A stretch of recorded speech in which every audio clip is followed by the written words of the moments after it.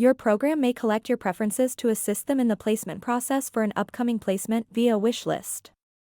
To check if you need to complete any wishlists, log onto your account and select the View All Coursework button from the new student dashboard. You can also click on the upper left-hand hamburger menu and select the coursework option. If you are using the old student dashboard, click on the coursework option. To switch from the new student dashboard to the old student dashboard, deactivate the new dashboard option in the upper right-hand corner of your dashboard.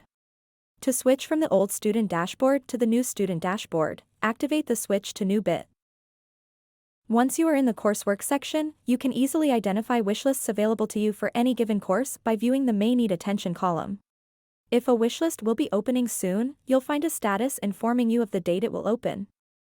If the wishlist has already opened, you will see the date when it closes. To start on one of your course's wishlists, click the View Details button.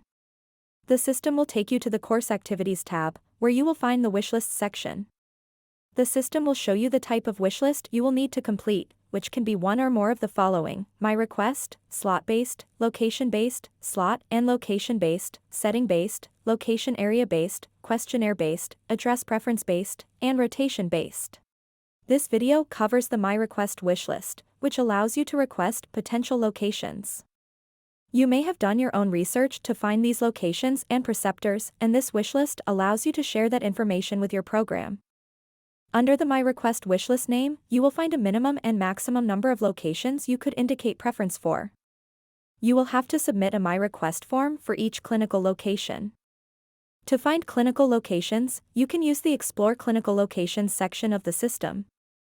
You can also suggest specific clinical locations that are not already in your school's database. First, click the Add Request button on the right-hand side of the screen. You will be taken to a form for you to fill.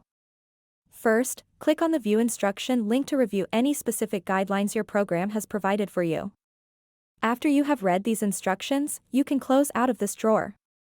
You will then enter information about your preferred clinical location into the provided text boxes. First, enter the required information into the Basic Information section. Note that you must answer any questions marked with a red asterisk before you can proceed. If the question has a drop-down, click on this and make your desired selection. Otherwise, you will enter your answer in the provided text box. In the Location Information section, you will enter information regarding the address and contact information for the location. In the Preceptor Information section, you will enter information about your preferred experiential supervisor. This includes their contact information, licensure, and CV. To upload an experiential supervisor's CV, click on the Browse to Upload button. You can then browse the files on your computer and select the document for upload. Please take note of the supported file types and size limits. Next, in the Additional Information section, you will answer any additional questions your program has asked about the placement location. Sometimes your school may want you to add additional information about your preceptor, like their licensure, certifications, educational history, and employment history. Sometimes your school may also want you to check off some required attestations as part of the placement process. You can provide any related documents using the Browse to Upload tile. Please take note of the supported file formats and size limits. You can also provide comments to your faculty or program administrators in charge of this wishlist. If you would like to add a comment, click the plus icon here. A drawer will open for you to provide your comment, then click Save. If you want to completely clear all your entered information and restart with a fresh form, click on the Clear All button on the top right of the page. If you would like to save your current progress to come back and complete the rest of the form later, click on the Save button. Once you are done filling in answers for all required sections, click Submit. Please note that once you have submitted a My Request form, you will no longer be able to make any future changes.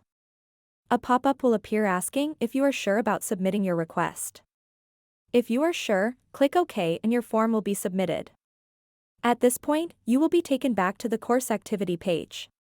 You will see a list of all of your previously saved or submitted My Request forms. Here is where you will see the status of your My Request form. If you would like to delete any saved My Request forms, click on the vertical ellipses and then click Delete. If you would like to continue working on any saved forms, click on the location's name.